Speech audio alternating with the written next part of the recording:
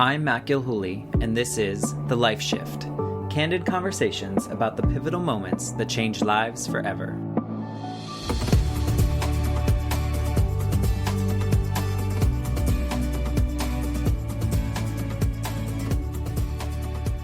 I'm Christin Lindley, and this is The Life Shift, candid conversations about the pivotal moments that changed lives forever. This is my friend Matt. How are you? I'm good. It's so interesting to hear someone else say it. Did you like that? I did. It was very professional of you. Podcasting is a visual medium, right? I've got my Matt outfit on. Yes, you I have do. my hoodie. I have my Johnny Cupcakes poster. I'm fully embracing the host. So what are we going to do today, Matt? So we're now about a dozen episodes into the Life Shift podcast, and I've been having these amazing conversations with people about the pivotal moments that have changed their lives. And throughout most of the episodes, I've alluded to different things that have happened in my life. And I can't tell you how many messages I've received from friends of mine or other listeners saying, well, when are we going to hear your story? Yeah, I think even I asked you that. Yeah. You asked me early on, guest number one. So this is what we're going to do today. So Christin is going to kind of lead the conversation, and we'll see where we go. And I will share the host's story. I love it. Yeah, I think when we were talking, I even said, you have quite a story. I know little bits and pieces of it. I was there for a tiny small amount kind of on the periphery.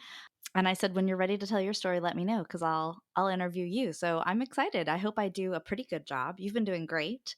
But yeah, why don't you I don't know where you want to start. I don't know But either. why don't you give us kind of a That's okay. I mean, I didn't know where to start. Give us a background. Where do you want to start? Kind of pick and feel where you want to go. Yeah, so as everyone else hasn't, we want to make these conversations, and so I didn't really do a lot of planning or figuring out exactly what I wanted to share, but I feel that there are two main pivotal moments in my life that shifted my life drastically in different ways, and so I guess it starts at the first one and really kind of where I was and what was happening. So, I was living in Massachusetts. I was a young child and my parents were divorced. So I was regularly visiting my father. My mom had main custody of me. I would see my dad every Wednesday,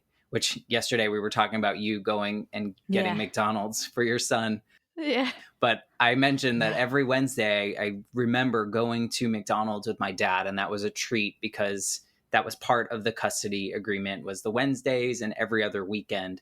And so I would regularly see him, and I kind of had this dual life happening. When did your parents get divorced? See, I don't know.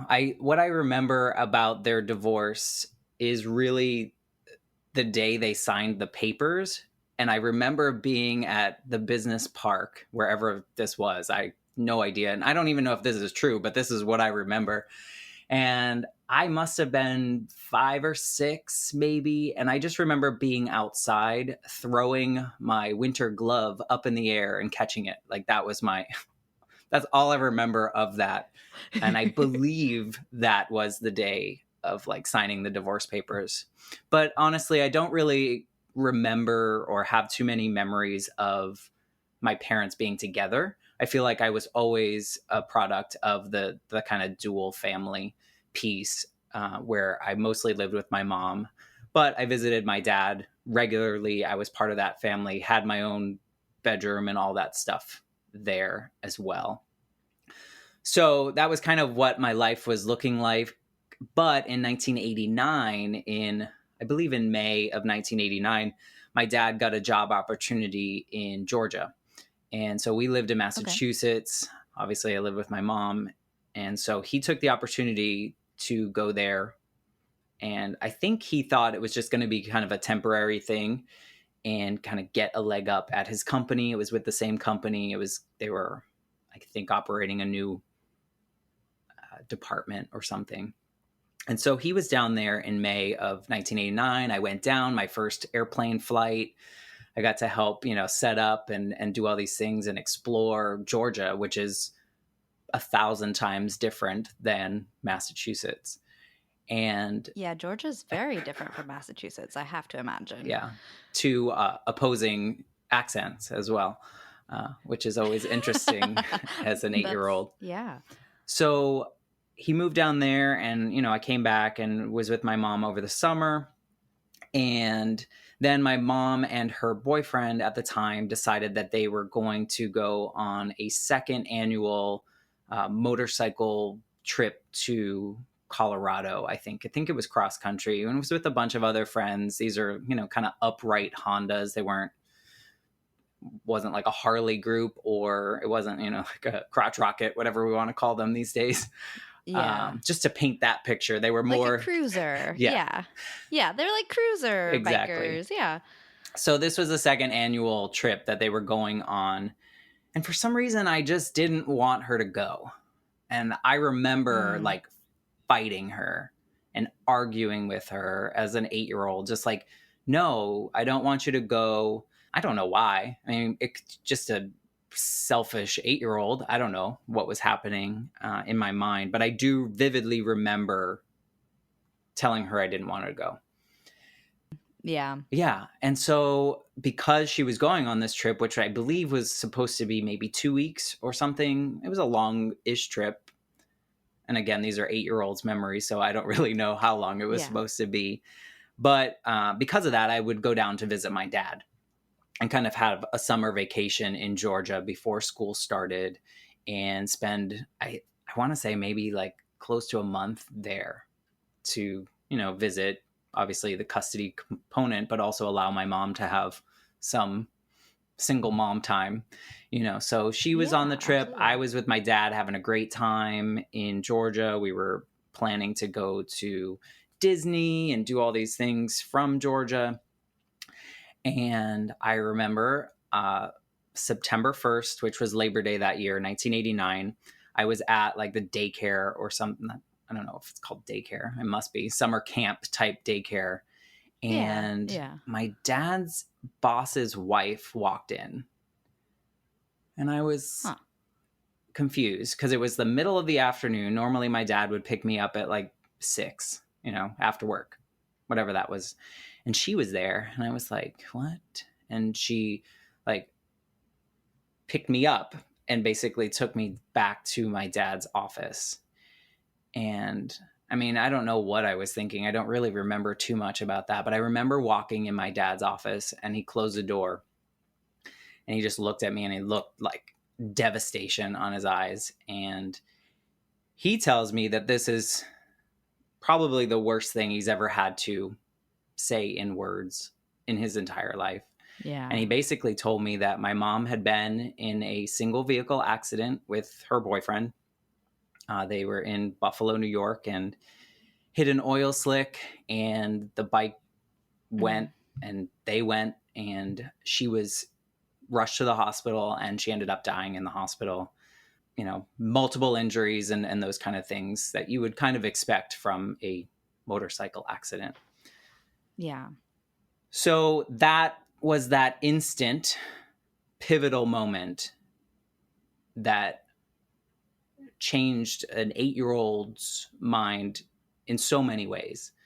I think that moment is the reason that the Life Shift podcast exists, because of the trajectory that it put me on.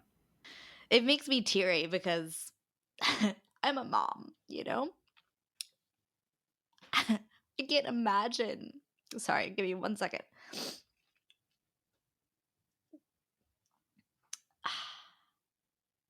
I can't imagine your dad having to do that, Yeah. you know? Like, I feel for you, and yeah, that's hard. Yeah. I honestly think, selfishly, I think that moment was harder for my dad than it was for me, because my dad was, in his 30s or something like that, and understood, right, what that meant. But as an 8 year That old, impact. I don't think you understand the finality of death, right? Most 8 year Yeah. olds. Yeah. So I think he remembers that moment far more vividly than I do. And maybe that's Oh part of, gosh. blocking trauma and such as a kid. Right. Yeah. Yeah. I mean, I, c- uh, you're poor. I mean, clearly I have sympathy for you because that's awful. Like, I cannot imagine being 8. We talked about in when I was telling you my story, having like the rug pulled out from under you Mm-hmm. and having to do that at 8 years old. I mean, that it completely changes your life. Now you have to live somewhere else. You have to be with your other parent as your primary parent. You're going to a different school. I mean, that is awful and hard. And it had to have been bewildering to you. And then for your father, I mean, like, yes, they were divorced, but he had to have still had feelings towards your mother in terms of like, this is still the mother of my son. You know, Right. she's still someone that he cares about, even if they're divorced. Like, Correct. how? Oh, and now the two of you have to navigate this new relationship of father and son without your mom and grieving in that way, and that is, I mean, to say that's a life shift is such an underwhelming phrase Yeah. for it, you know? It's, man, that's awful. And it's nice to hear you say like this, I get it, like that is the moment that makes everything else come to fruition and like this project that you're working on, because of course you would understand moments where people go into a completely different trajectory Yeah. and want to investigate that because it's such a, it happens, it's life, and it's such an interesting, um amazing story. It's interesting at 41 to look back at it, I think, and seeing what I did with it. Because as you point out, my life completely changed because I no longer was going to live in Massachusetts, right? I was no longer going to see any of my friends again that I had made. So now I got to move to a new state, new school, new friends. And Massachusetts had their terms for the school started later. So when my mom died on Labor Day, school starts in Massachusetts after Labor Day, but in Georgia it starts in like mid-August. So everything had already started. So you're that, first of all, you're the new student that comes into the class whose mom just died, who has a Oh Boston my accent, gosh. and all these pieces where you just like stand out when the only thing you want to do is to blend in.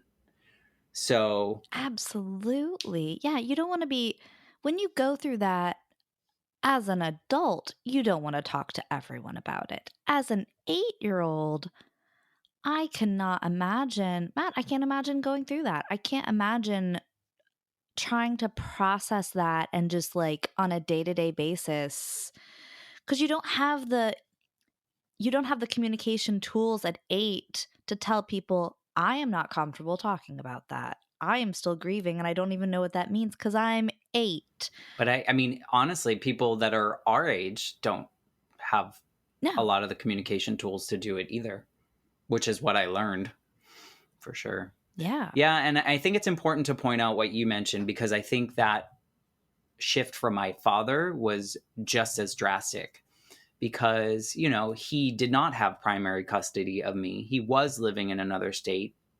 He wasn't prepared, right? Who can be No. prepared to take Who could on be? 100% responsibility for a child and also help them through the grieving process while also grieving. Yeah. So I don't think we did a very good job of it. I will say that. I Yeah. will say that this was early. I mean, it was late 1989 into the 90s. Yeah. 2022 is a lot different than 1990 is as it relates to open emotions or grieving or mental Yeah. health or any of those components. Yeah, because I hear your story and I want to scream, like, I hope he immediately put you into therapy. But probably not, because people aren't talking about therapy on a day to day basis the way they are now. That's just not, and talking about your feelings and talking about how grief is complicated. And yeah, Hmm. my gosh.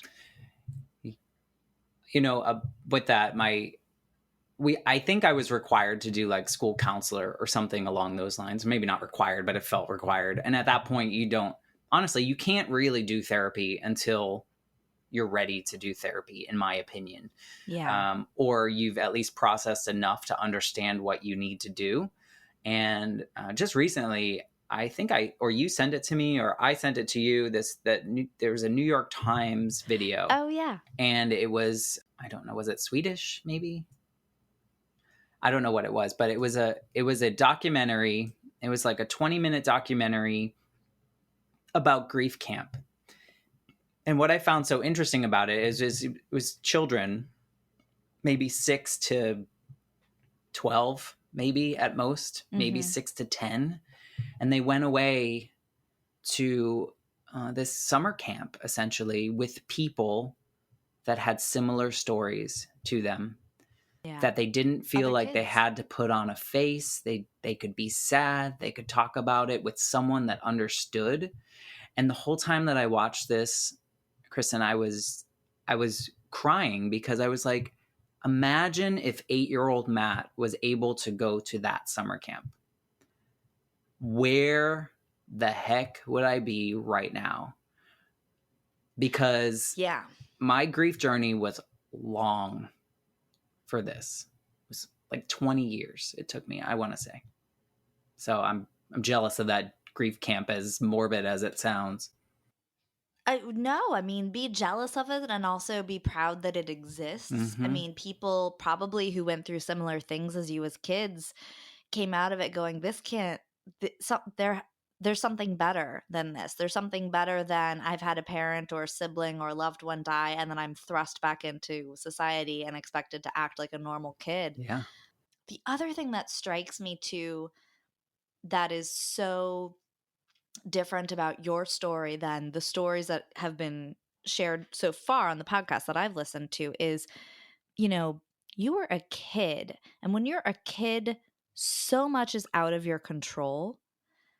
And now you're dealing with the loss of a parent, which is way beyond your control. And you have no say in how you want to process that or what you want to do and don't want to do. You still just have to follow all the adults' directions. And how just like, no wonder your grief process was so long. You couldn't make any decisions about anything. I mean, clearly you couldn't have changed the fact that your mom had this accident, this tragic accident, but you also couldn't make any decisions on how and when to process that or what resources to find, even if they were available to you. You're just having people make decisions for you because you're 8. Mm-hmm. So it makes sense, and it's awful, but it makes sense that it would take you so much longer to process and to go through that because you have no control. Whereas in all of these other stories that I've told and that your guests have told, they've been adults Mm-hmm. when things have happened, so they've been able to choose, which as much as they can,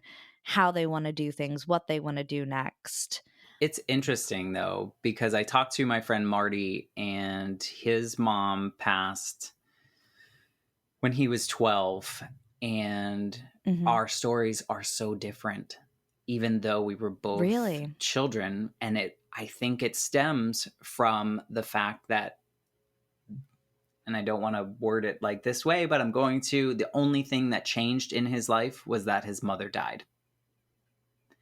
His And parents were still together. his parents were still together. He didn't have to move. He Mm, lived in the same house, went to the same school, had the same support group around him. And yeah. so I think when I talked to him, I was like, I admire how you were able to go through the normal steps of what you needed to do. And I realized at that moment, what made my shift so big was not necessarily the fact that my mom died, but rather my mom died and then every snowball effect that came with it, because of the circumstances of my family. Yeah, your mom died and 50 other things happened Right. as a result. Yeah. Yeah, so you didn't have, I mean, similar but not, clearly. You didn't have one life shift happen.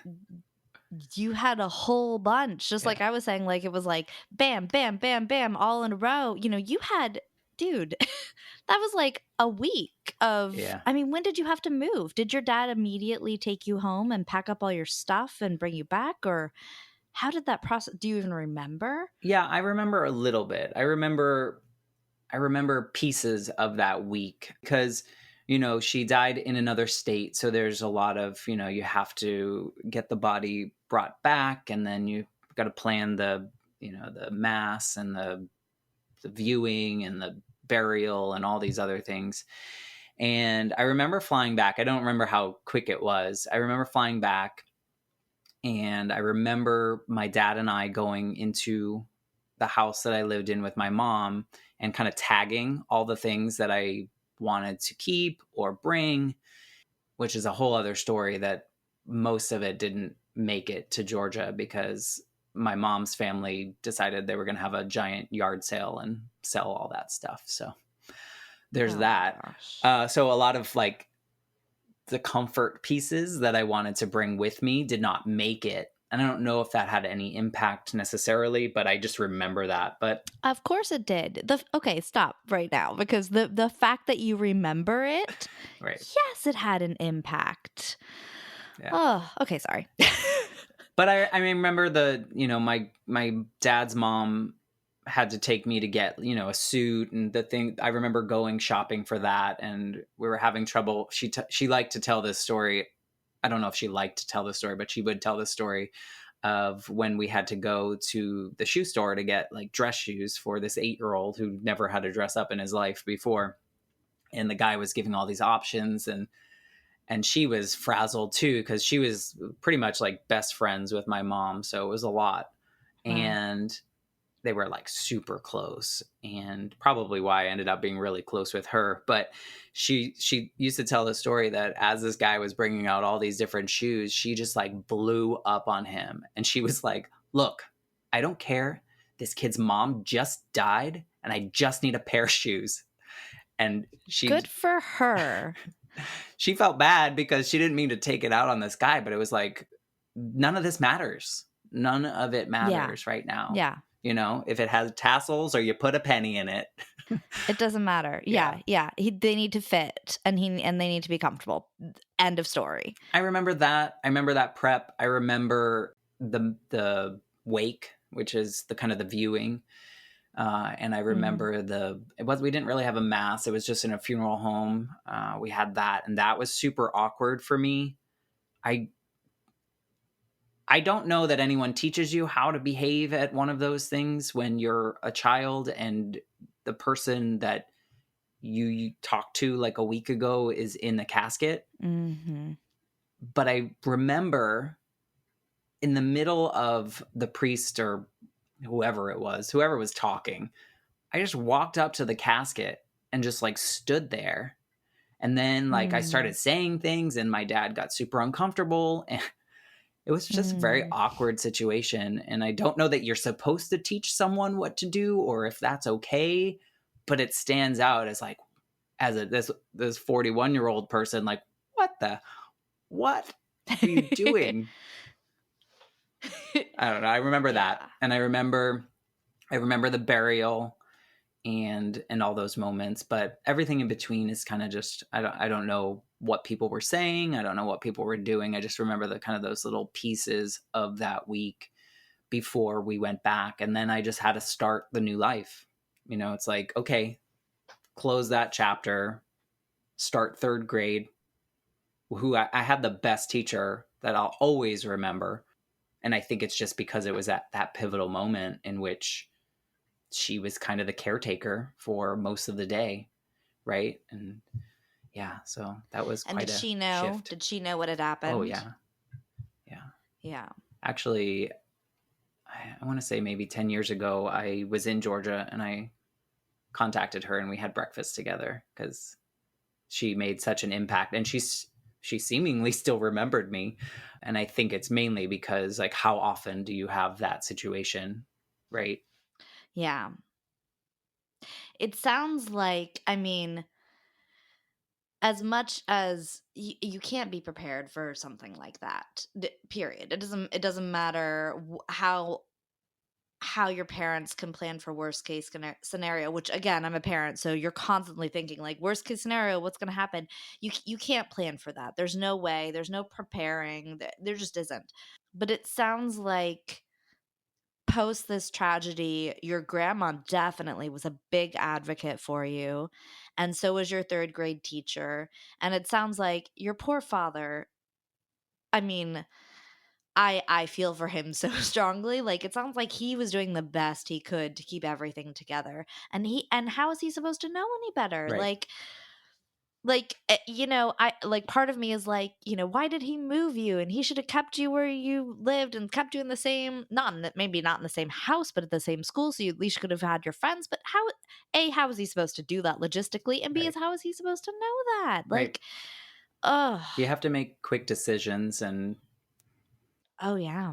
we talk about how we were both just doing the best that we could with what we knew how to do. And, we were Yep. navigating this brand new world, and we made mistakes, and that's what And that's happens, okay. right? And I mean, we had the support of his mom, and my grandmother she was the sounding board, I'm sure, for him. I don't know for sure, but oh I'm yeah. guessing that he would call her regularly to be like, this happened, what do I do What the now? hell? Yeah, yeah. And where did she live? Was she in She was in Massachusetts, yeah. And normally I would imagine that when I was with my dad, he would call my mom and she would be like, this is what you need to do when he's doing this, like whatever it Yeah, may be. So I'm sure that my grandmother was that sounding board for him. And for me, she jumped in full force. She was living in Massachusetts.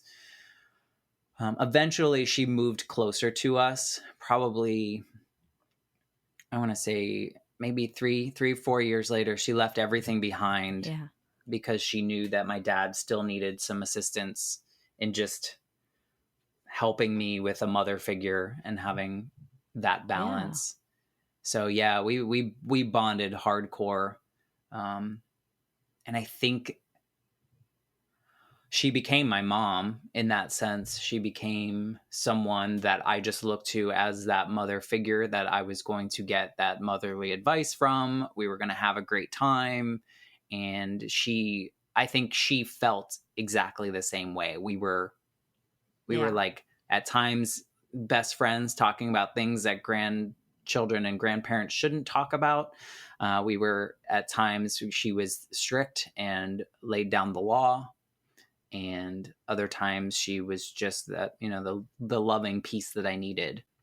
But I do think that having that relationship created a comfort blanket for me to avoid the grief process. And looking back, I realize how much I changed from when my mom died to after. Mhm.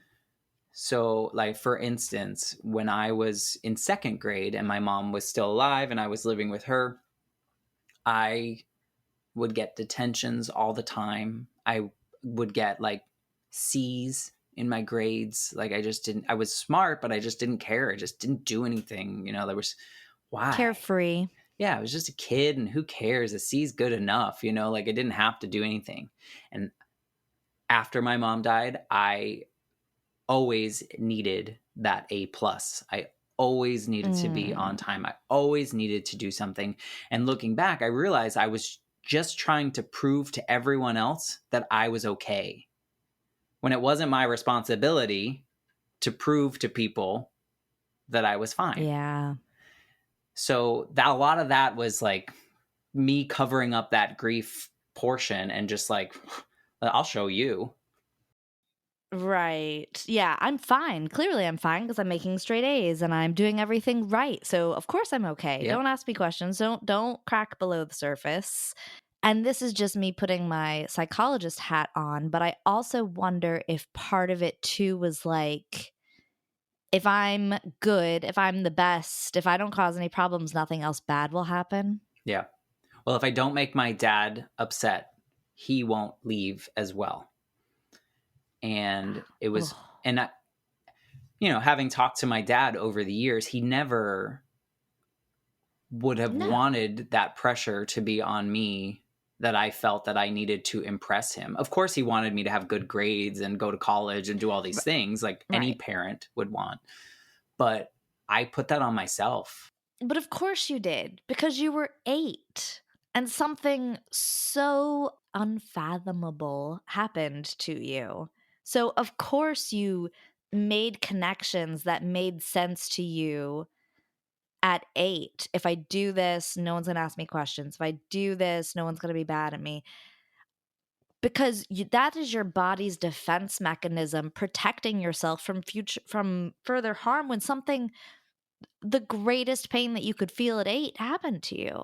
And it makes total sense. It makes total sense why you made the connections you made. In that 20-year journey through grief, looking back at it as I was nearing the end of that grief journey, talking to, therapists, counselors, whatever one I was seeing at the time, I realized that, and she helped me realize this, that every decision that I had made up until that point to be like 28 years old, I was making with the consciousness of that 8-year-old child, protecting Yeah. myself from that and didn't allow myself to like grow up or to let that kid just be a kid and exist and not rule the rest of my life. Because I remember I would be afraid to do things because of the consequences of what would happen. And it's, as I went through therapy, to the point where she'd be like, "So what? Like, are you going to die by doing that?" And I'd be like, "No." And she'd be like, "Then No, do it." probably not. Right? The 8-year-old is okay. Just do it as long as you're not hurting someone else or you're not hurting yourself. Do it. And Yeah. I would use the fact that my mom had died as a crutch. I would vividly just see that if something went wrong in my life, my immediate excuse would be that, well, my mom died when I was a kid. And it's like such an unhealthy thing, but I hadn't gone through that grief journey and I hadn't tackled it.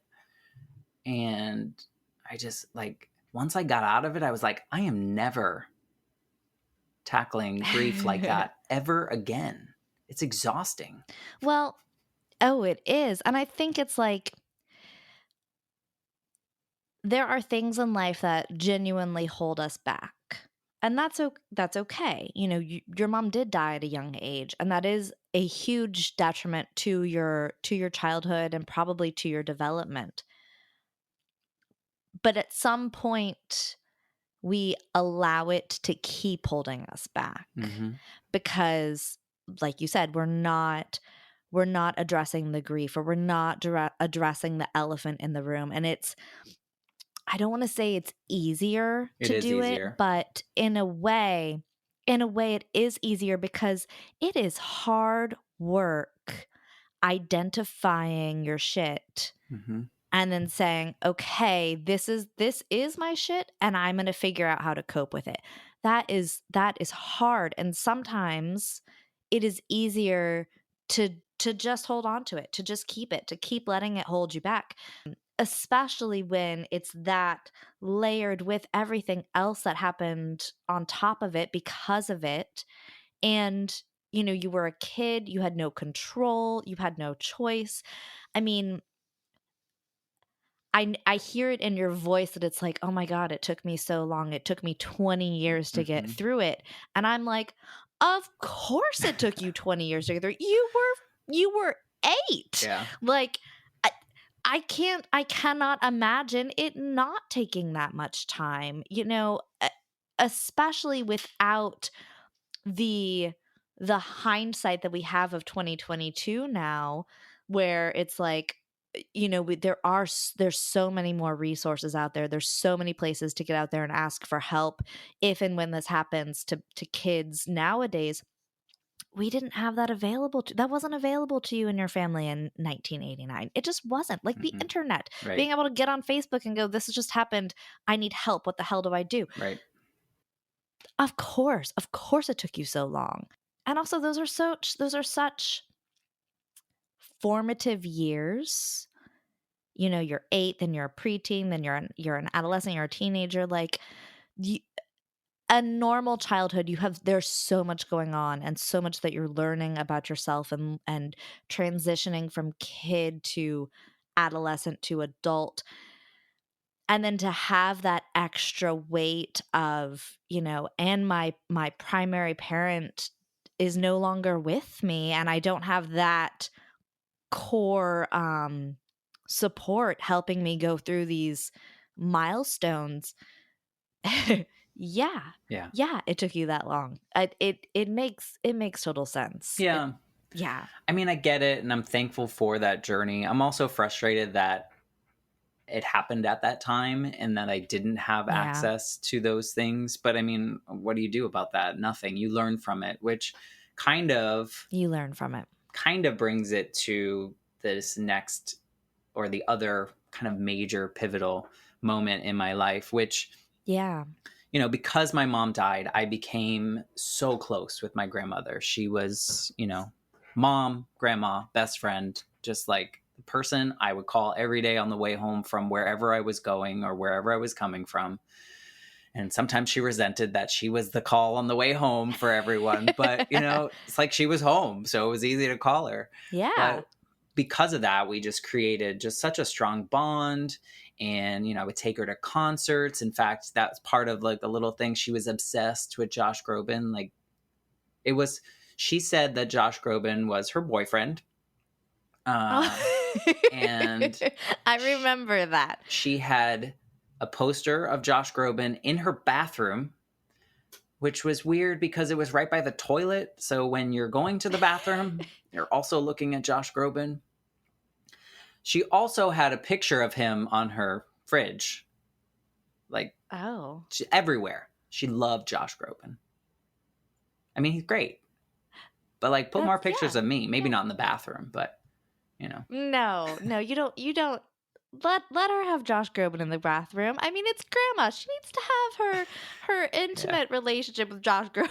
yeah, I would rather Josh Groban be in her bathroom than a yeah. picture of you. Yeah. But Yeah. she became obsessed with just like his talent and his songs and just watch. She would DVR every performance on every talk show. And it was her thing. And it brought her so much joy. And so over the years, we had gone to a couple concerts and she loved it. You just see her face glow. Probably like, I think she went to like 4 or 5 concerts. And in about, I don't know what year it was, but she ended up getting a lung cancer diagnosis.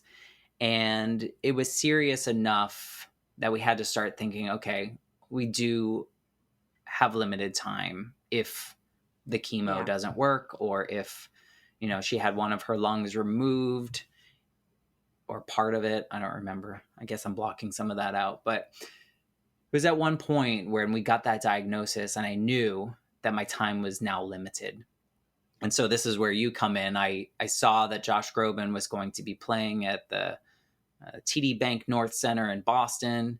And I was like, we got to get VIP. She's got to meet him. We've got to get her in there.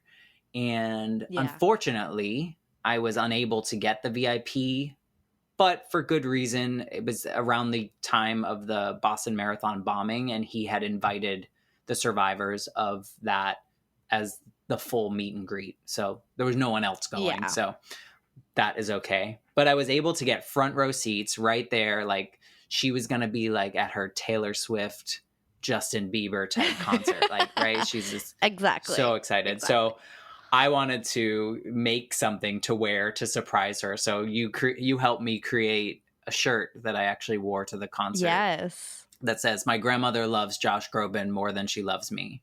Yeah, yeah, and then the back was like, "And I'm okay with that." Yeah. Yeah, yeah. And I did like a It was so hashtag cute. grandma loves Groban, and Yeah, grandma loves Groban, yep. she felt like a celebrity that night. It was just like one of the best nights of our lives together, but I think also individually we had just such a great time. And I just loved being able to do that for her, and I felt like at that moment that's when the roles started to reverse a little bit. Yeah. And you know, I felt like that parental kind of taking care of her and finding the joys in the moments that were maybe fleeting. But thank you for helping me make that shirt. I still have it. And funny enough, the week after that concert, I met Josh Groban in Orlando and he signed it. And he's like, "You're the one with that shirt." Because people were tweeting the shirt. Oh. So it was really fun.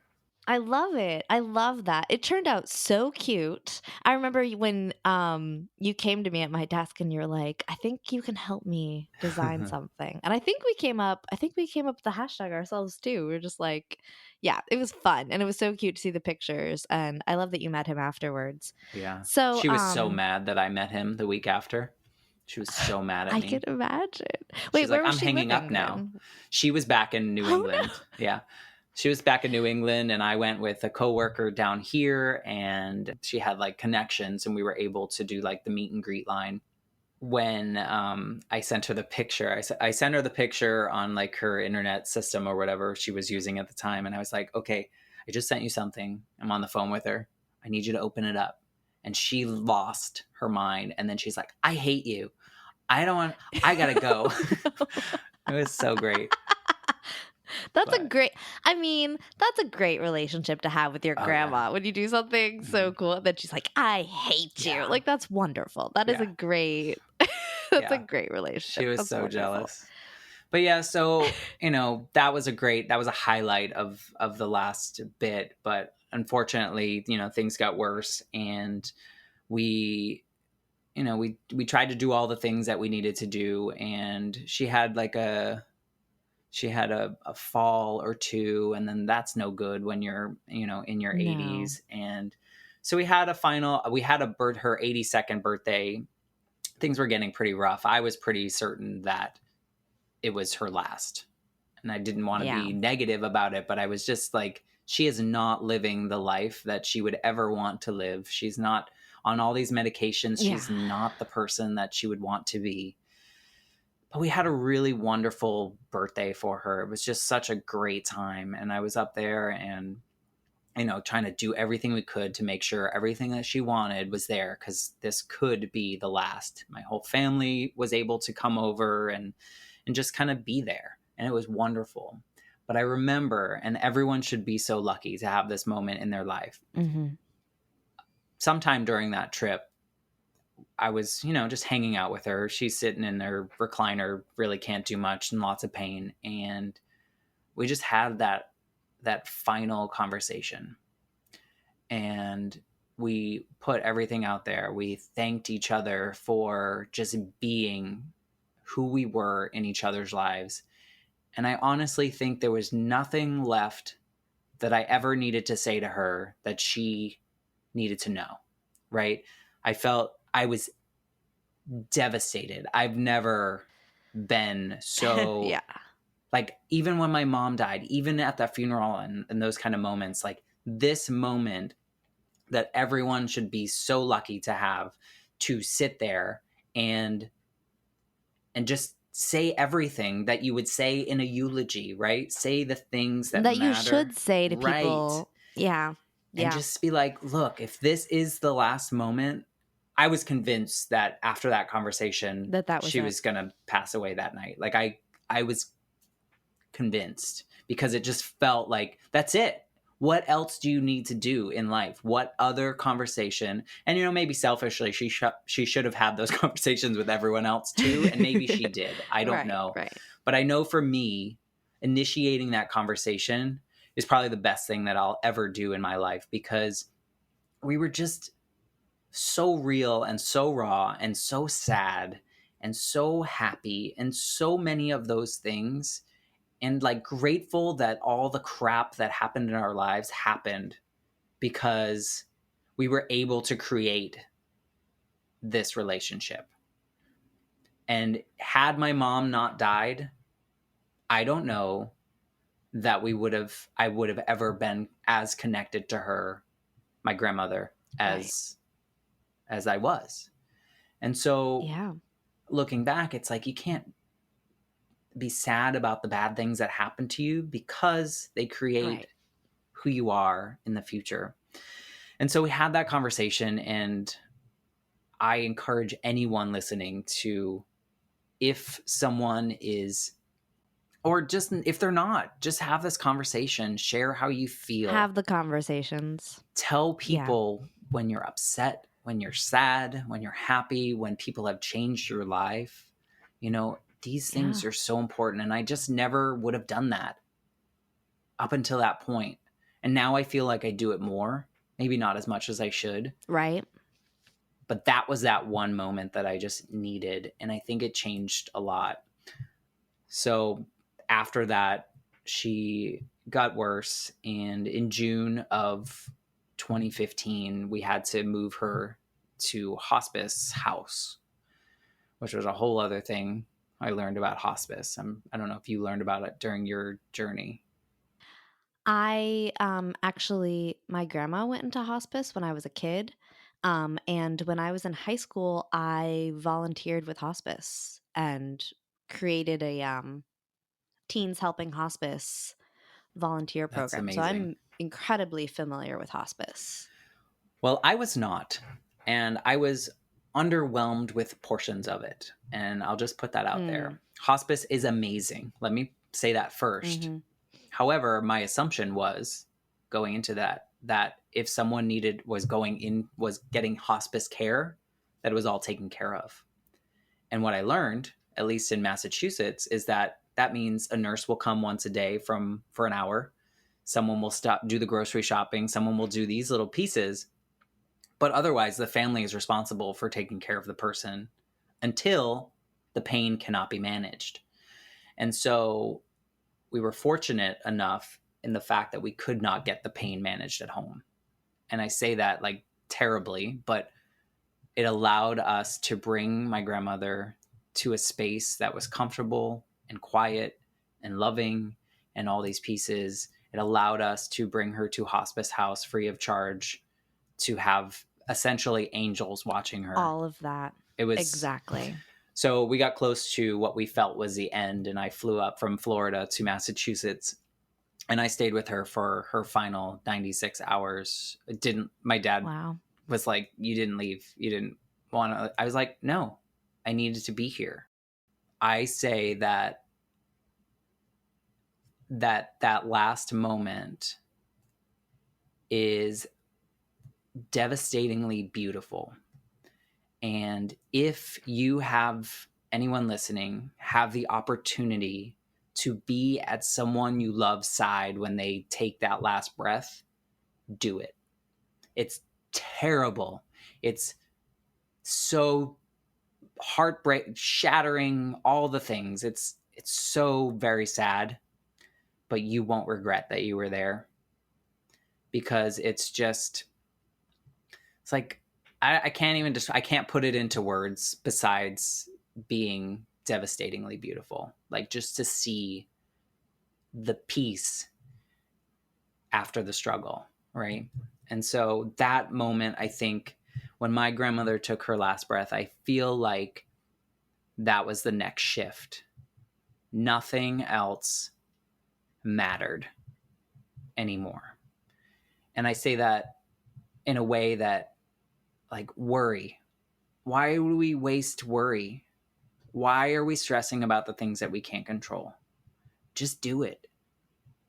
Try it. It makes, when you go through something like that, it makes everything, it makes you feel minuscule, Mm-hmm. so small, and it makes your problems seem that much smaller. It's like, why am I worried about this? Why am I pretending? Why just do the thing?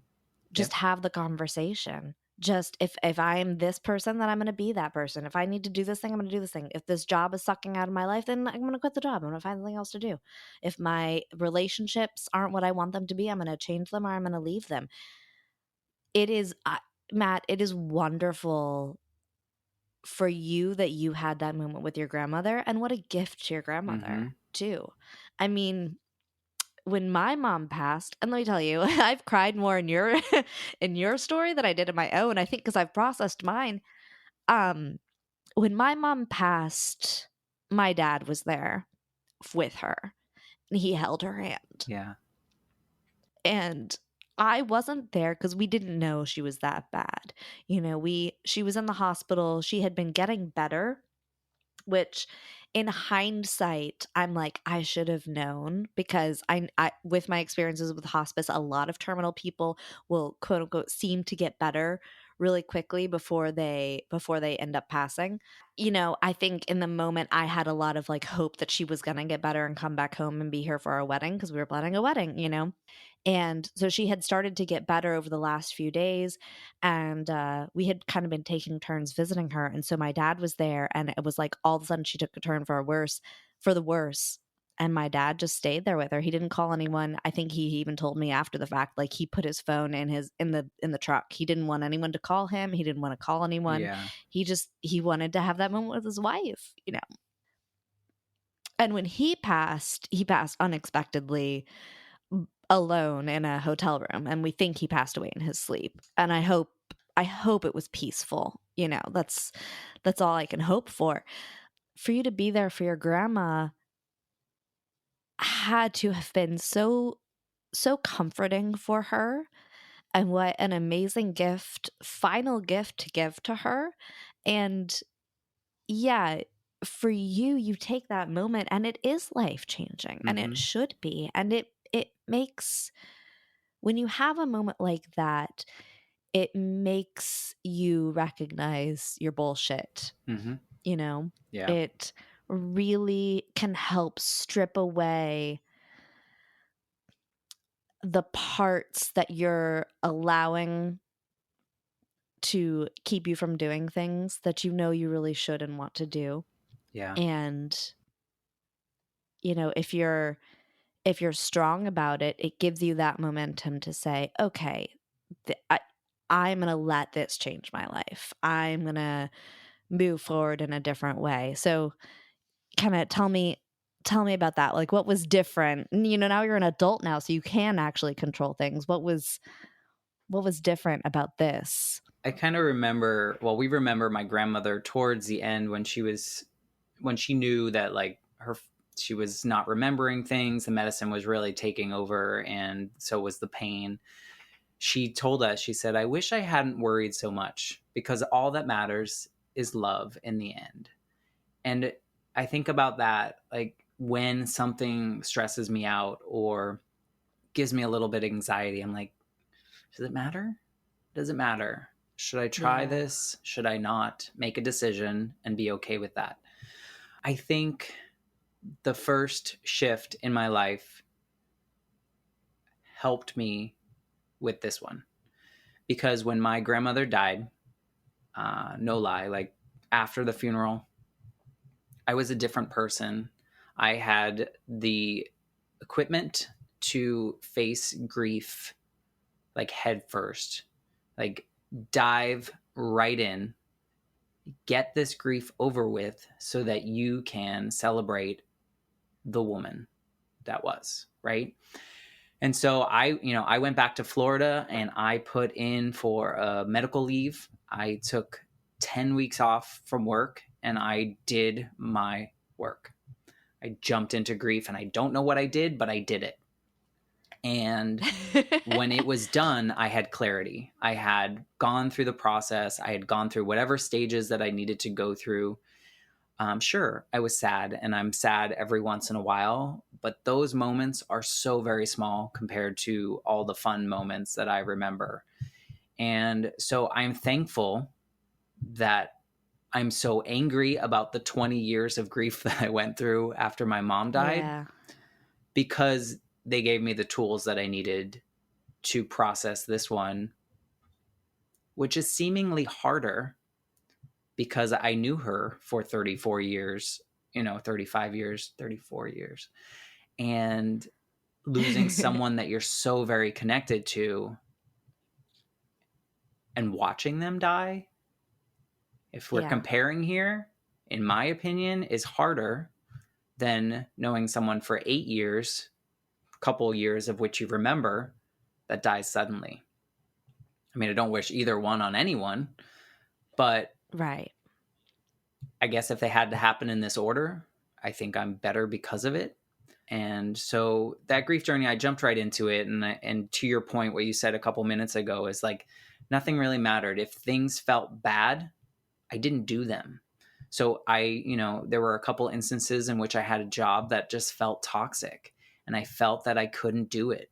It wasn't good for my sanity, and it wasn't just, it wasn't healthy, and it didn't matter. At the end of the day, I was producing what needed to be produced, but I wasn't feeling the way that I should be feeling in that environment. And so I left it multiple times. I Yeah. moved to Colorado and lived in the mountains for a year and tried things that I wouldn't. Try learning to ski when you're in your 30s. Good luck with that for the first time, but like I tried it, knowing full well that if I ate it, it's going to be it's You going to be a might break a long leg. journey Yeah. to fix that. To the point that I took lessons with a bunch of 8-year-olds, which was really annoying Oh, because that's they're just fun. like zip zooming down the hill because they're this far from the ground. And here I am, this old man going so slow because he knows what it's going to feel like when he falls or crashes into a tree. I just think it changed me. I think watching her pass and having that experience with her allowed me to get rid of most of the crap, right? And just focus on the things that I wanted to do. Certainly still have stress, certainly still have anxiety about things. However, when I'm in my right mind, I can process that a lot better. Having gone through that first grief journey and then the second one. So I am thankful for these hard times. I see two kind of differences between like your post events, after your mom passed and after your grandma passed. And it's a huge shift in the way you process things. And the first one that I see is, after your mom passed, you got very cautious about what you were doing. I've got to be this. I've got to be the best kid, the best student. I've got to follow all the rules. I've got to do all the things. And that's a very protective, it's kind of like a turtle. Mm-hmm. You're getting into your shell and protecting yourself because you don't want to be hurt again.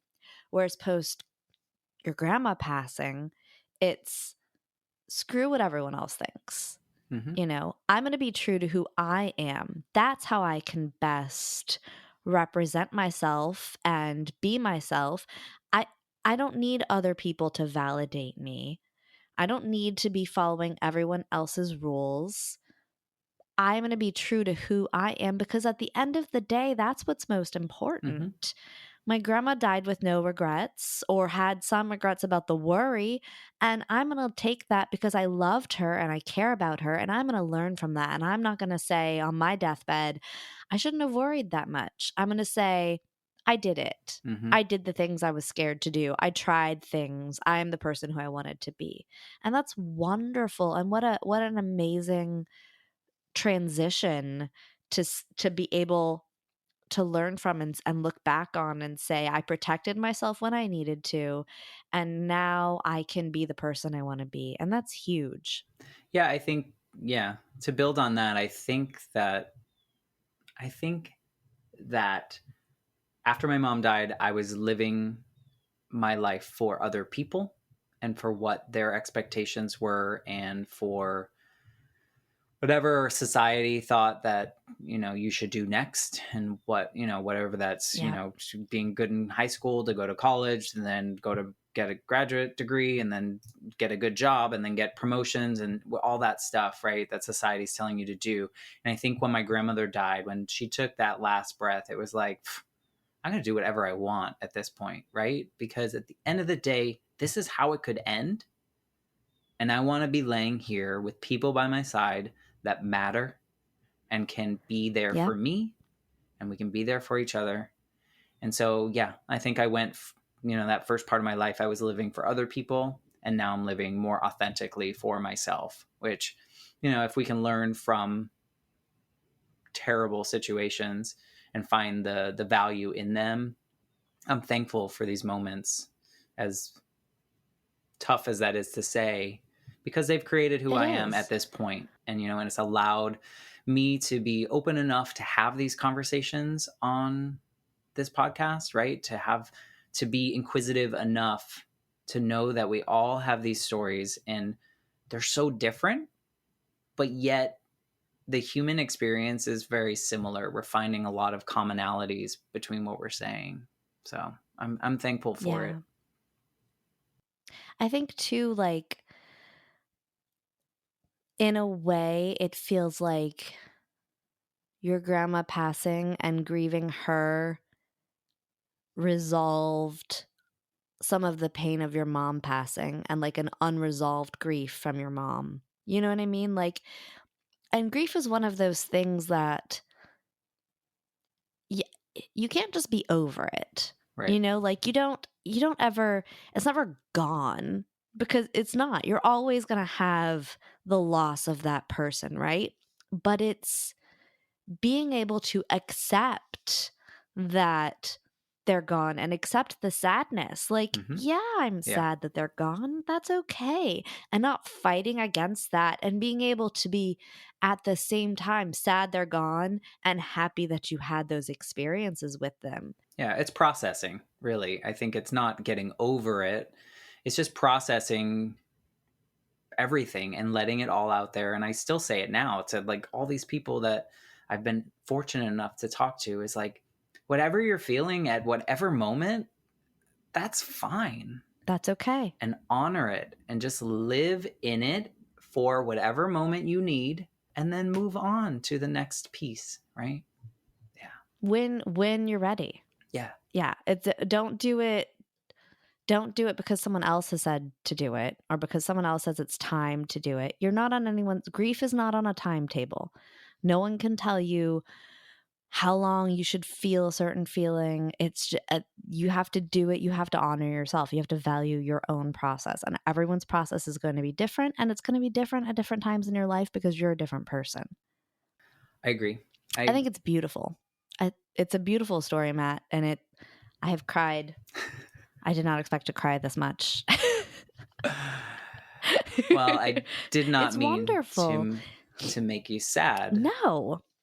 No, no, it's not even I'm not even sad about it. I'm emotional about Yeah. it. And sadness is part of it, but it's an appreciation of how connected people are and how connected they can be. I mean, that's why I love what you're doing with this podcast. And I love podcasts in general, just hearing other people's stories. Because, like, you and I were just talking the other day about Brene Brown's new Atlas of the Heart series. And one of the first things she says is, we're human. We are emotional creatures who sometimes think. Mm-hmm. We're not thinking creatures who occasionally have emotions, which is what we've been trying to pretend for years. We are emotional beings that occasionally think. And hearing your story and hearing other people's stories really just it reveals how close we really are, how connected we really are. The fact that your story is making me tear up is totally it's of course it is, because I can imagine what you were going through, and as much as I can feel what you were feeling, and I tap into that energy, and I care about you and I care about your family. I've never met your family, but hearing your story, it builds those connections and it makes us realize how close we really are. And I feel like it's so important. Like how we were talking, during my story, it's easy to feel like you're alone when you're going through stuff like this. It's easy to feel like I am the only person who has experienced this. I am the only person. I'm in an island of despair. And listening to people's stories reminds you, oh, I'm not alone. I have connectivity. And I think too, with you talking about the grief camp for kids, it's such a wonderful, magical thing letting kids know you're not alone. Other people have gone through something similar and you don't have to pretend. You can be yourself. You can go through it the way you need to go through it. And these people have gone through it too. And, they may not have answers for you, but you don't need answers. You just need to feel like you're not alone and you can Right. process it the way that you process it. So, man, I'm going to go hug my kids now. Yeah. Jesus. Well, we basically, you and I just went to grief camp on both of our episodes. We And did. I appreciate that you were willing to flip the script and be the first person to say, we need to do this. I didn't know coming into this what I was going to talk about. I mean, I understood what moments in my life, but I didn't know what was going to come out. And I think that's what I love about the Life Shift podcast is that so many people after the fact are saying, after we had that conversation, I've been thinking a lot more about particular Yeah. areas. And you know what? If that's what's happening, I'm so happy and I'm so thankful that people are listening. And I hope that they feel less alone through all of these stories. And I thank you, my friend, for being part of this episode and the first episode. So thanks Yeah, for that. you're so welcome, and thank you for allowing me to pull your story out and be the facilitator. I was super happy to do that for you, and yeah, Matt, you're doing such a great job. This is such a great project, and I think people are going to get a lot of just a lot of meaning out of it. There's these stories are hard to tell, and being vulnerable is a really difficult thing to do. That's why that conversation you had with your grandma was such a important conversation to have because you were vulnerable, and sometimes listening to other people be vulnerable can make you brave to be vulnerable yourself. Yeah. And so for me, that's something I'm really taking from hearing these stories is, be vulnerable, have those conversations, make those connections. So thank you for taking your time to share the story. I'm so glad to have this conversation with you, and I feel like I know you that much more and I want to give you a hug. Well, we'll have to virtual hug for now, but I appreciate you. Virtual hug. Thanks, Matt.